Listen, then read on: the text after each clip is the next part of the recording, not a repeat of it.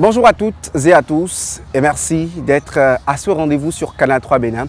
Une émission 100% jeune consacrée à la célébration du 63e anniversaire de l'indépendance de notre pays, le Bénin. Nous donnons aujourd'hui la parole à des jeunes, des gens qui, pour la plupart, sont nés après la Conférence nationale des forces vives de 1990 et qui, le plus souvent, n'ont pas la possibilité d'opiner sur ce genre de sujet. Un sujet réservé à leurs parents, à leurs aînés quelquefois, mais sur lequel ils ont aussi leur perception puisqu'ils ont le prisme de la jeunesse par lequel ils lisent la société et aussi l'indépendance du pays dont ils sont ressortissants. Aussi, nous avons choisi un lieu symbolique, tout aussi historique que ce sujet, eh bien, la place de l'Amazone où nous sommes présentement, avec des jeunes, une dizaine, rencontrés pêle-mêle dans les organisations de la société civile et dans bien d'autres corps de la société, qui vont prendre la parole et nous dire la perception qu'ils ont tout un chacun de l'indépendance et surtout de l'indépendance d'un pays comme le Bénin. Nous en avons pour un peu moins d'une heure. Merci d'avoir accepté mon invitation, chers invités. Bonsoir. Et ma première question sera d'abord adressée à Igor Tossou, qui lui a été responsable d'étudiants et aujourd'hui est un jeune. Qu'est-ce que vous pensez de l'indépendance d'un État comme le Bénin? Merci beaucoup. Je pense que c'est déjà un plaisir pour moi de faire partie de cette équipe qui opine en cet instant par rapport à la perception de la jeunesse de l'indépendance. Et vous savez, l'accession à la souveraineté internationale pour nous jeunes, c'est un moment de fierté. C'est un moment où la jeunesse se rappelle des sacrifices consentis par ses aînés et se retrouve dans un sentiment de profonde reconnaissance pour ces sacrifices consentis. Et donc, c'est une fête qui est célébrée même au-delà du Nouvel An, pour ma part. Voilà ce que je peux dire très rapidement. Shadada Côté a forcément une perception, peut-être qui rejoint celle de Igor Tossou, ou une autre de la fête de l'indépendance. Exactement, j'ai une perception qui rejoint un peu celle de Igor en ce qui concerne les sacrifices consentis par nos aînés. Je ne sais pas s'il est encore temps de faire le bilan ou bien s'il faut avancer. On peut bien rappeler les faits historiques. S'il faut rappeler les faits historiques, le Bénin a accédé à son indépendance le 1er août 1960. Et aujourd'hui, je pense, au-delà de l'aspect festivité, ça doit être des moments de faire le bilan de notre parcours de l'indépendance à ce jour. Quelle fierté nous tirons de ce parcours-là. Et après le départ du colon, qu'est-ce que nous avons fait du Bénin? Je pense que les moments, les périodes de 1er août doivent être aussi des occasions de réfléchir sur ces genres de questions-là. Et c'est justement le cadre que nous créons aujourd'hui à la place de l'Amazone pour pouvoir opiner sur ce sujet. Vous allez passer le micro à la dame qui est tout juste à côté de vous. Elle va se présenter, elle va nous dire ce qu'elle pense en tant que jeune femme de l'indépendance du pays Bénin. Bonsoir, je m'appelle Avadé Ouefa. Pour vite parler, l'indépendance, c'est quelque chose qu'on doit prendre à cœur, franchement. Mais qu'est-ce qu'on a fait du 1er août 1960 à ce jour? Qu'est-ce qui peut être vraiment palpable? Qu'est-ce qu'on va dire à nos enfants? Qu'est-ce qu'on va faire 20 ans, mais qu'est-ce qu'on va dire à nos enfants? Quel héritage on leur a laissé?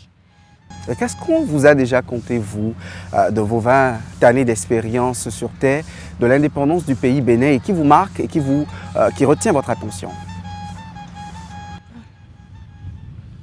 Il y a beaucoup de choses, mais on est plein ici, on va en discuter.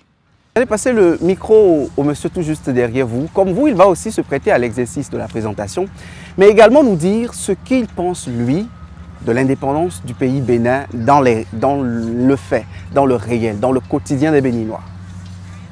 Alors bonsoir monsieur le journaliste, bonsoir tout le monde. Je m'appelle Seth Moshe Kanlissou, je suis auteur, entrepreneur et militant panafricaniste.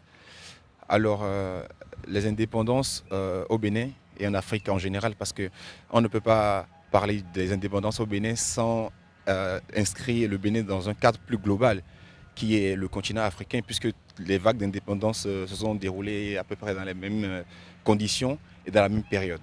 Alors, le Bénin aujourd'hui est un pays indépendant selon moi, mais de façade. C'est-à-dire que qui parle d'indépendance parle de souveraineté.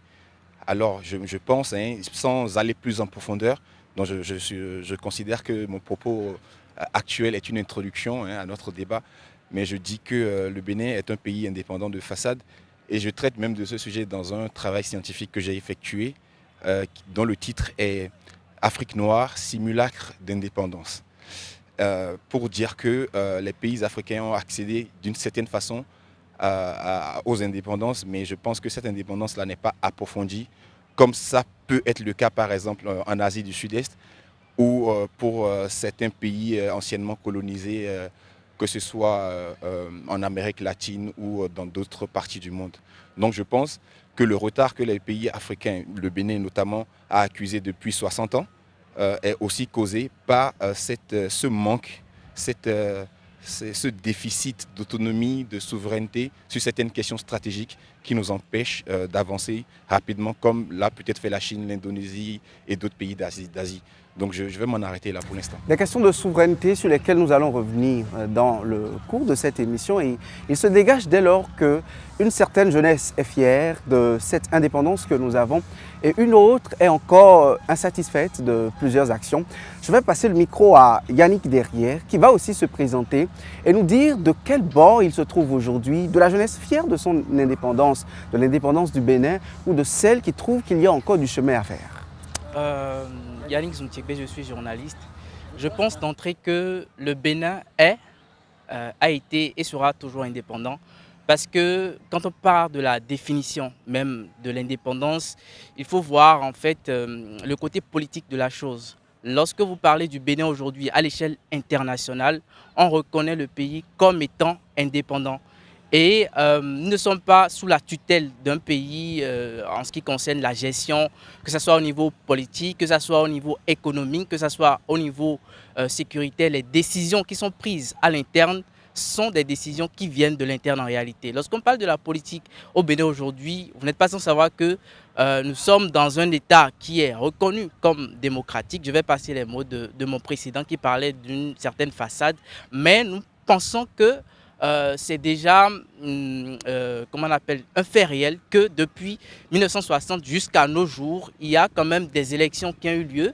Les dirigeants sont élus dans un processus vraiment démocratique. Il y a des élections qui sont organisées. Donc déjà de ce point de vue, on parle déjà d'une certaine indépendance. Ce n'est pas un pays qui vient désigner les chefs d'État béninois, mais c'est un processus démocratique qui aboutit à cette élection-là. Maintenant, après, sur le plan économique, sur le plan sécuritaire et tout, les décisions viennent de l'intérieur. Donc, moi, je pense que du point de vue indépendance, le Bénin est indépendant depuis 63 ans et je ne pense pas que le contraire, oui, le contraire peut se prouver, mais de mon point de vue, nous sommes indépendants et nous en sommes fiers. Et si on parle d'indépendance aujourd'hui au niveau de la jeunesse, cela devrait faire surtout réfléchir.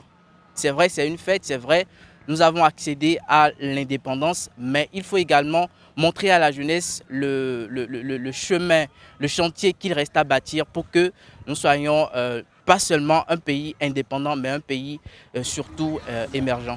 Yannick, vous allez passer le micro à la dame juste en face de vous.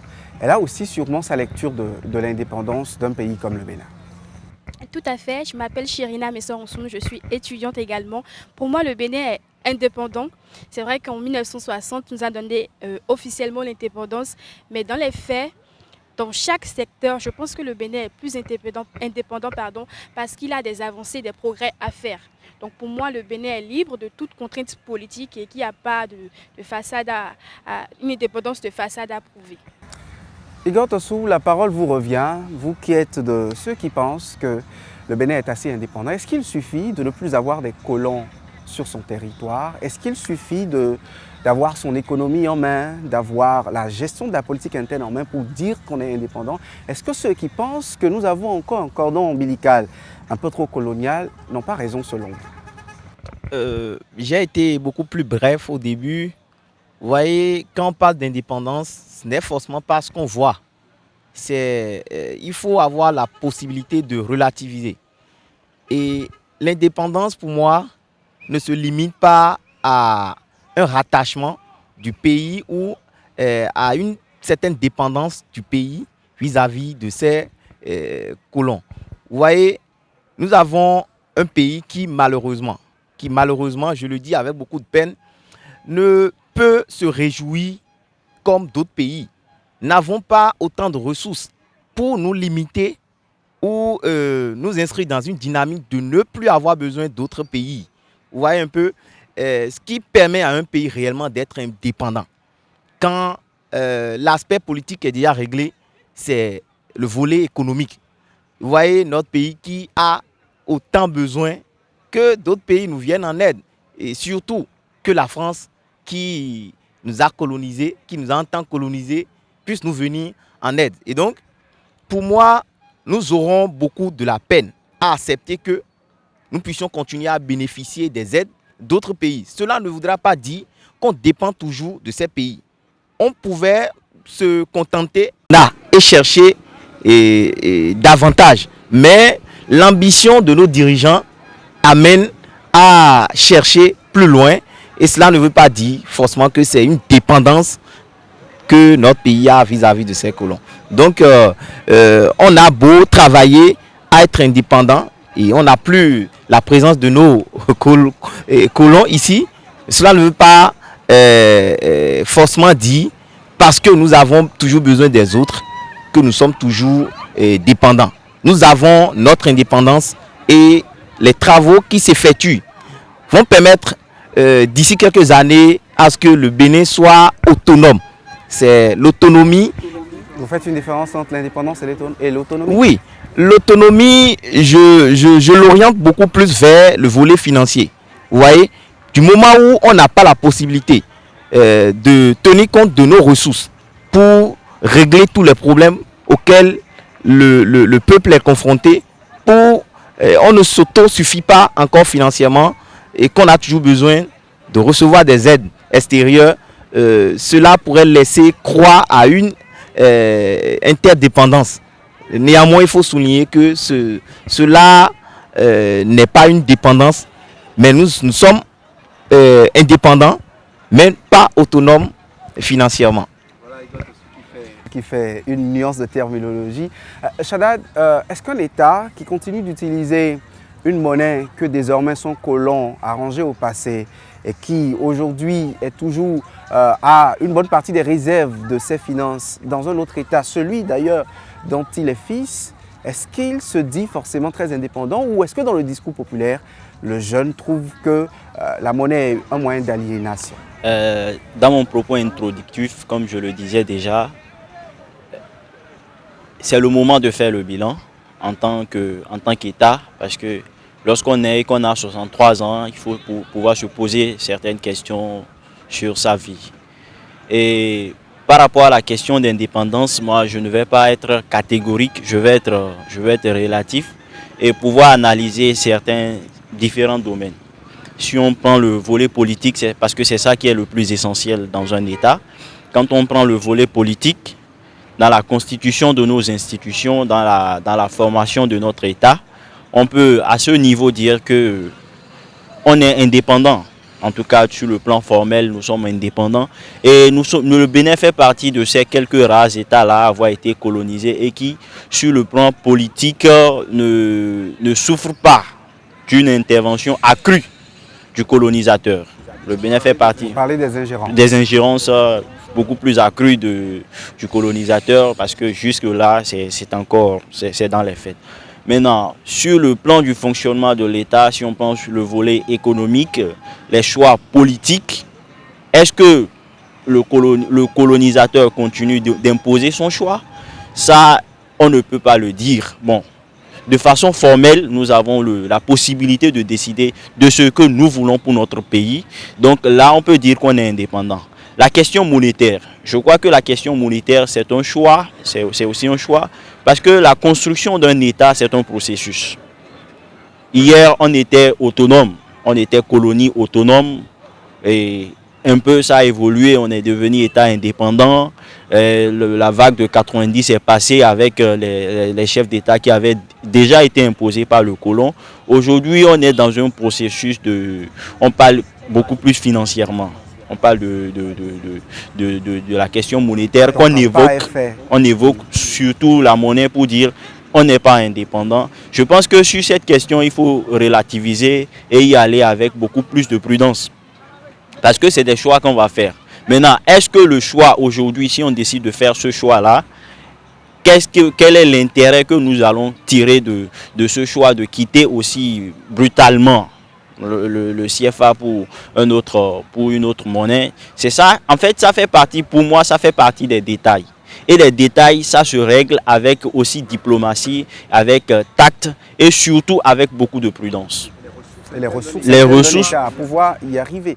Et justement, on va arriver à cet ordre d'analyse d'ici quelques instants, mais je voudrais que vous passiez le micro. Juste, je ne vous taxe pas de souverainiste, mais j'ai senti dans votre perception de l'indépendance et surtout des quelques réserves que vous avez à propos, que la question de la liberté totale, de la capacité à marcher par soi-même en tant qu'État vous tient vraiment à cœur. Sur les questions économiques, quelle est votre lecture?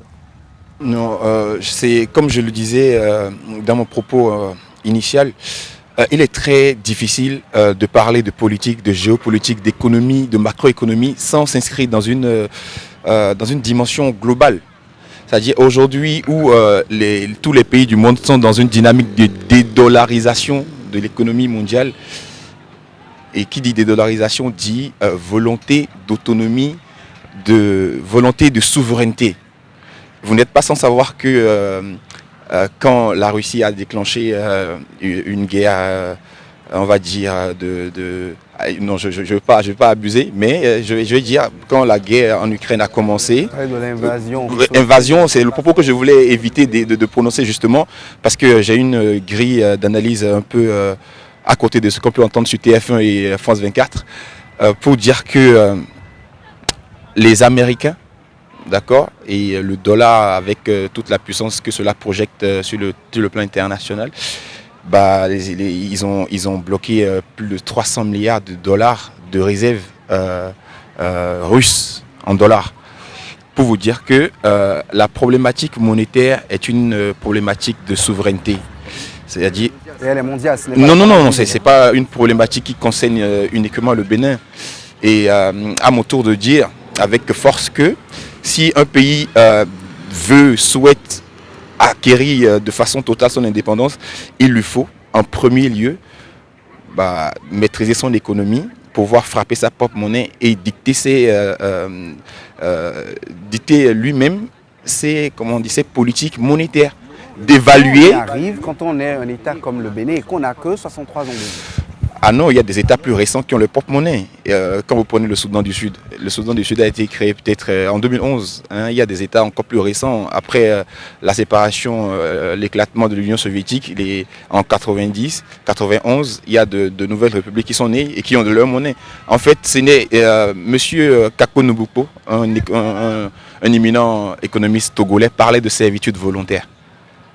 Le professeur Nicolas Agbo aussi en parle, servitude volontaire, parce qu'on a la sensation que tous les politiciens et en Afrique francophone, nombre de chefs d'État sont des économistes de renom. Ils connaissent très bien les problématiques monétaires, donc ils sont au fait du danger que représente le fait de ne pas avoir la maîtrise de sa propre monnaie, mais pourtant ils continuent. C'est pour ça que les spécialistes de l'économie parlent de servitude volontaire, en tout cas pour ce qui est de l'Afrique francophone. Voilà, il y a des pays utilisant le franc CFA. Vous avez cité le cas de Djouba qui a sa monnaie. Il y a des États plus vieux qui ont également leur monnaie, mais des monnaies qui ne valent pas grand-chose. Pour vous, est-ce que c'est, quand je dis ne valent pas grand-chose, ce sont des monnaies qui, vis-à-vis du dollar, vous parlez certes de dédollarisation, mais ce n'est pas encore une réalité, qui, vis-à-vis du dollar, ne pèse pas encore assez. Est-ce que vous pensez que c'est un moyen d'indépendance que d'avoir une économie qui, certes, ne dépend pas des monnaies extérieures, mais qui n'assouvit pas forcément les grandes aspirations d'un pays? Non, mais en réalité, la valeur d'une monnaie importe peu. Vous savez, si vous allez, par exemple, dans un pays comme la Corée, peut-être que le franc CFA a plus de valeur que le franc coréen. Je ne connais pas la monnaie de la Corée, mais pour vous dire que en fait, la valeur intrinsèque de la monnaie importe très peu. C'est en fait chaque monnaie, la valeur de la monnaie doit être arrimée à la capacité de production du pays. Par exemple, les problèmes qu'on soulève par rapport au franc CFA, c'est que le franc CFA est une monnaie trop puissante pour les économies africaines. Une économie qui n'a pas d'industrie ne peut pas avoir une monnaie aussi forte. Et c'est pour ça que le Nigeria est la première puissance économique d'Afrique, parce qu'elle a la capacité de dévaluer sa monnaie quand ça ne va pas et de la réévaluer à sa guise. Et cette malléabilité économique lui permet d'être compétitif sur les marchés internationaux. Et c'est ça le problème des pays de la sous-région francophone. Et même au-delà, je veux parler de souveraineté dans un sens encore plus large. Si aujourd'hui le Bénin décide de commercer avec des pays qui sont en froid, par exemple, avec l'Union européenne ou les États-Unis, bah, ça pose un réel problème. Je vois très mal aujourd'hui les Africains acheter en Russie, parce qu'il va falloir passer par le système de monétaire SWIFT qui est bloqué par les Européens. Il va falloir passer par l'euro ou le dollar. Et voilà, à partir de ce moment-là, quand vous n'avez pas une monnaie souveraine où vous pouvez commercer directement avec votre vis-à-vis, et que vous êtes obligé de passer par des détours, alors vous êtes assujetti à des contraintes qui malheureusement peuvent vous conduire à votre perte. Juste après l'axe de l'économie, nous allons revenir sur l'axe de la politique. Notamment, vous avez commencé par me faire la transition en évoquant des puissances autres que des États africains, c'est-à-dire des puissances mondiales. L'une des questions qui remet vraiment en cause l'indépendance des États africains et dont le Bénin, c'est la capacité pour d'autres puissances de venir. Nous allons passer peut-être le micro à Igor, qui va nous dire, lorsque vous êtes un État encore très assujetti aux ingérences, aux influences, tout à l'heure, notre cher invité parlait de la question russe, des achats, des commerces directs avec la Russie qui seraient peut-être mis en berne en raison des conflits qui sont peut-être très loin de l'Afrique. Notre dépendance, la dépendance de nos économies vis-à-vis de ces chocs exogènes, est-ce que vous ne trouvez pas qu'il faut remédier à un problème comme celui-là? Moi, j'aime prendre en exemple le président Patrice Talon. Vous voyez, nous avons, cette génération a au moins la chance de suivre sa gestion du début jusqu'à ce moment. Et nous avons vu combien ce dernier n'a pas accepté l'ingérence ou les recommandations, même d'autres États, au moment où on semble imaginer que les droits humains sont bafoués. Vous voyez, si cela continuait, ce serait l'occasion de remédier à ce fait qui, entre-temps, qu'on le veuille ou pas, on doit pouvoir être en mesure de le reconnaître, nous a fragilisés dans le passé. Et donc, un État qui est indépendant, comme notre pays, le Bénin, doit pouvoir s'assurer que la politique qui sera mise en place doit pouvoir être celle qui ressort du consentement du peuple qui est souverain. Et donc, les dirigeants doivent tenir compte de la volonté du peuple et de ce qui doit pouvoir arranger réellement le peuple. Est-ce que le peuple veut encore une influence étrangère, de quelque nature que ce soit? Il y en a encore que le peuple désire? Nous pouvons prendre exemple sur d'autres pays, mais cela ne voudra pas dire que effectivement le peuple veut que ce pays soit, comment on appelle, puisse continuer à recevoir d'ordre ou l'ingérence d'autres pays. On est assez intelligent pour définir une politique interne qui pourra permettre à ce que tout ce qui est prévu se passe effectivement tel qu'on espère voir les choses se passer. Je vais donner la parole à Yannick. Sur le continent aujourd'hui, il y a la Turquie, il y a les puissances colonisatrices, il y a de nouvelles puissances aussi, j'en ai cité la Turquie, il y a la Russie, il y a la Chine qui vient en force avec la soie. Comment est-ce que pour vous, on est très indépendant, quand bien même il y a cet appétit des différentes puissances à avoir leur part sur ce continent de l'avenir? Ce n'est pas aujourd'hui que l'Afrique constitue un pôle d'attraction. L'Afrique attire beaucoup plus de puissance vers elle. Cela a déjà commencé par la colonisation et ça se poursuit, même si cela est fait de manière un peu plus voilée aujourd'hui avec le respect des normes. Aujourd'hui, chaque puissance, vous avez fait état de la Russie, de la Chine, de la France, même si elle est en train de perdre un peu sa notoriété dans la zone de l'Afrique de l'Ouest. Ce n'est pas nouveau en fait pour les grands États de vouloir profiter en réalité de cette richesse-là que constitue l'Afrique, de profiter en réalité des différents gisements, de tout ce que l'Afrique a comme richesse aujourd'hui. Donc ce n'est pas nouveau. Il revient donc à l'Afrique aujourd'hui, et notamment au Bénin, de savoir comment est-ce qu'il faut créer ce cadre diplomatique, parce qu'on ne peut pas être un pays sans la diplomatie, on ne peut pas être un pays sans coopérer avec les autres pays. Même les grandes puissances ont besoin de coopérer pour que les différentes collaborations, que ce soit sur le plan politique, que ce soit sur le plan économique ou sécurité encore. Et quand on parle de sécurité, ce n'est pas... C'est un secret de polichinelle, ce qui se passe aujourd'hui dans la zone ouest africaine. La coopération, oui, mais voir comment est-ce que cette coopération-là constitue une coopération, je vais dire comme ça, gagnant-gagnant en réalité, parce que chaque État doit pouvoir profiter. Lorsque nous sommes dans un contexte où il y a un complexe de supériorité qui se fait sentir, cela ne va pas forcément marcher. Et c'est cela qui est important à faire aujourd'hui. Il y a Igor qui parlait tout à l'heure de l'exemple à prendre sur le président Patrice Talon. Et je marche sur cette démarche-là pour dire que oui, aujourd'hui, nous avons cette capacité à pouvoir nous tourner, ou bien tourner le dos aux différentes puissances-là qui veulent aujourd'hui imposer une certaine suprématie, même s'ils ne le font pas directement, mais quand même arriver à pouvoir se détourner peu à peu de cette influence-là. Nous avons besoin des autres pays, qu'on le veuille ou non, que ce soit les pays de l'Afrique, que ce soit les pays de l'Occident, que ce soit les autres pays. Nous en avons besoin pour pouvoir évoluer, mais il faut savoir faire la part des choses pour ne pas que d'autres pays puissent prendre le dessus sur la gestion interne des pays, de notre pays justement. Je vais en finir en donnant la parole à notre cher ami en face. Sur cette question de l'interférence, nous sommes un continent d'avenir, plus le milliard et demi d'habitants, un grand marché de consommation avec des ressources internes, des richesses de sous-sol vraiment encore disponibles. Est-ce que sur la question de l'ingérence, quelle est vraiment la conduite à tenir? Vous savez quoi, il y a un grand stratège américain, Zbigniew Brzezinski, qui disait que le 21e siècle sera le passage du pouvoir qui était autrefois incarcéré dans les mains des élites, qui descendrait dans les mains de la société civile. Et maintenant, c'est ce qu'on remarque, c'est que c'est les sociétés civiles, c'est les masses africaines aujourd'hui qui dictent la politique à tenir par les chefs d'État. C'est-à-dire que j'ai constaté qu'il y a un peu de langue de bois quand on parle d'ingérence en Afrique, parce que si on veut être honnête... Pas de langue de bois, c'est une opinion si on veut être honnête, les sociétés africaines vomissent clairement la domination, l'ingérence, l'occupation. C'est le cas aujourd'hui au Mali où toute la jeunesse pratiquement vomit la France.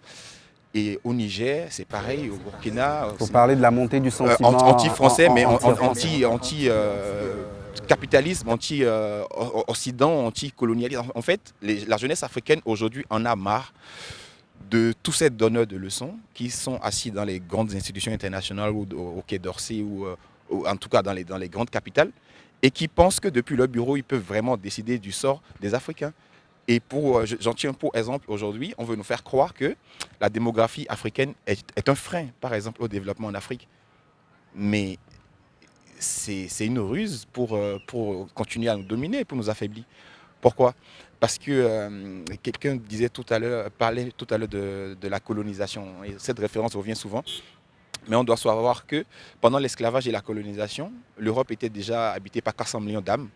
Alors qu'en Afrique, dans toute l'Afrique, il y avait un peu moins de 100 millions de personnes.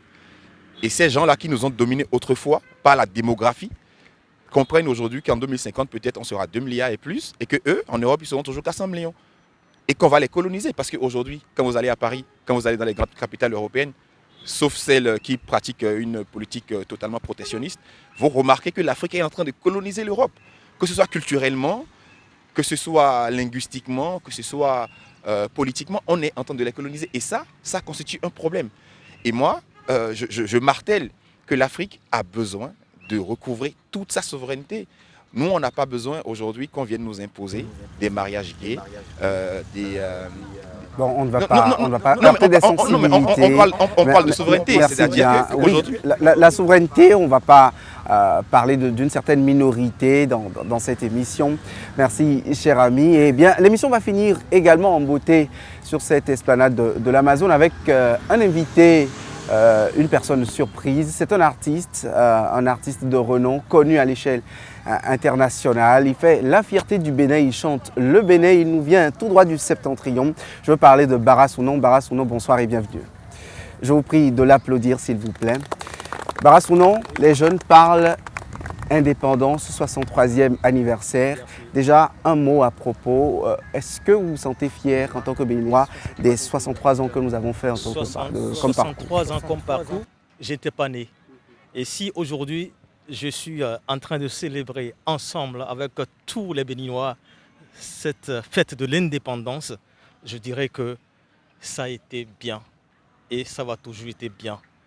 Mais pour moi, l'indépendance, c'est le dialogue, c'est la cohésion et c'est le vivre ensemble. Merci Bara Sounon. Et si vous nous disiez deux mots avec ce que vous avez fait de mieux, des mélodies? Oui, c'est de parler, c'est de chanter de Bioguera par exemple, qui fait partie des résistants, des résistants coloniaux dans ce Bénin. Parlant de Béanzin, Bioguera et Kaba, nous avons Sakayeruma, ils sont nombreux. Mais ici, en tant que griot, je ne peux pas parler au même moment de tous ces héros. Mais là, par exemple, je parlerai de Bioguera. Kaseya birubanu Bioguera mbaura kuno Sekurun sanam Gaburambo tabudro Bioguera biruganu yaye